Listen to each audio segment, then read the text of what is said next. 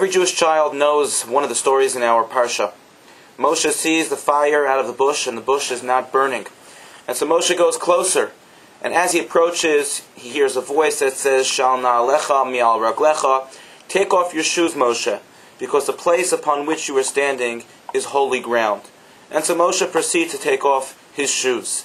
And we realize at that moment Moshe was now entering a very holy area in which he would be able to interact with God for the very first time. One of the many times that Moshe would be able to interact with God and get a peace, get a touch, get a sense of the divine.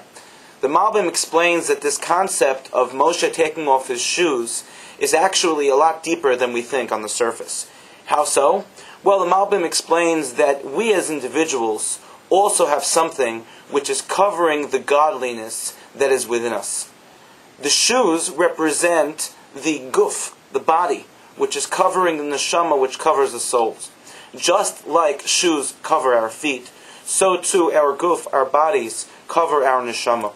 And as a result, we are involved with many materialistic pursuits in order to feed and provide for our guf, for our bodies.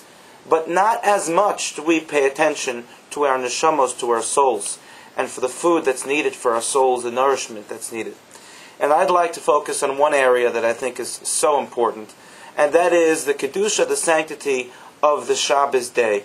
We talk about the fact that when it comes to Shabbos, we have a neshama yisera, an extra soul.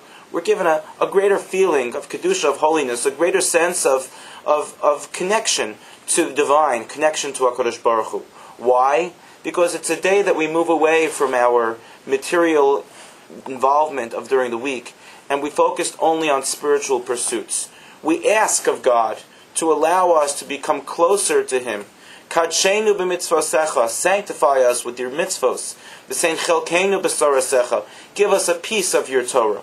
So the lesson to Moshe was really a lesson to all of us, that we have to find time in our lives to shy away, just even for a little bit, for a 25-hour period, to focus not on the physical, but to focus on the spiritual.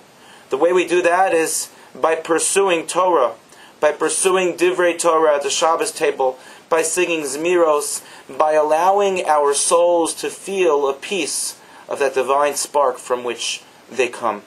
May we be zoche, may we heed this message, and be able to truly enjoy our Shabbos, and recognize that the homes that we live in have Kedusha, have sanctity within them that are to be revealed by our neshamos, by our souls.